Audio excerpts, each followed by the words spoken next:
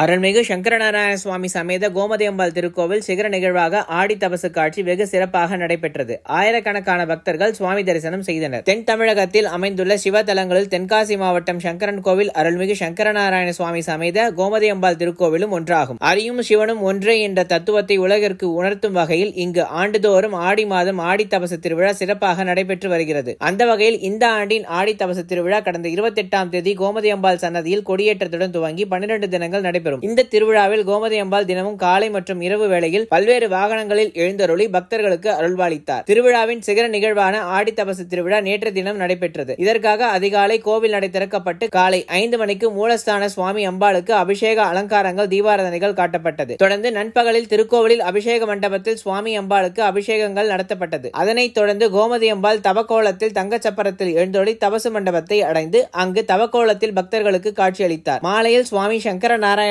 வெள்ளி ரிஷப வாகனத்தில் எழுந்தருளி தெற்கு ரத வீதி வழியாக தபசு பந்தலை அடைந்தார். அங்கு சுவாமி அம்பாள் மாலை மாற்றும் நிகழ்வும் புது வஸ்திரங்கள் சாற்றி பஞ்சமுக தீபாராதனை காண்பிக்கப்பட்டது. முதல் காட்சியாக அரியும் சிவனும் ஒன்று என்னும் தத்துவத்தை உலகிற்கு உணர்த்துவதற்காக சுவாமியை அம்பாள் 3 முறை சுற்றி வந்து பின்னர் சுவாமி அம்பாளுக்கும் உலக மக்களுக்காகவும் சங்கரநாராயணனாக காட்சி கொடுக்கும் ஆடி தபசு நிகழ்வு நடைபெற்றது. அம்பாள் மீண்டும் தபசு மண்டபத்தில் தவம் இருக்க இரவில் சுவாமி வெள்ளி யானை வாகனத்தில் எழுந்தருளி அம்பாளுக்கு சங்கரலிங்க சுவாமியாக காட்சி கொடுக்கும் 2ஆம் தபசு காட்சி நடைபெற்றது. தன் தபசினால் மணவாளனை கண்ட அம்பிகையும் மகிழ்வுடன் சுவாமியுடன் கோவிலுக்கு எழுந்தருளினர். தபசு காட்சியில் பக்தர்கள் தங்கள் பகுதியில் விளைந்த பருத்தி, மிளகாய் போன்ற விளைபொருட்களை அம்பாள் மீது வீசி எறிந்தனர். சங்கரநாராயண சுவாமி கோவில் ஆடி தபசு திருவிழாவை காண தமிழகத்தில் பல்வேறு பகுதிகளிலிருந்தும் பல்லாயிரக்கணக்கான பக்தர்கள் இங்கு குவிந்தனர். திருவிழாவின் ஏற்பாடுகளை அறங்காவலர் குழுவினர், கோவில் நிர்வாகத்தினர் மற்றும் மண்டகப்படிதாரர் சிறப்பாக செய்திருந்தனர்.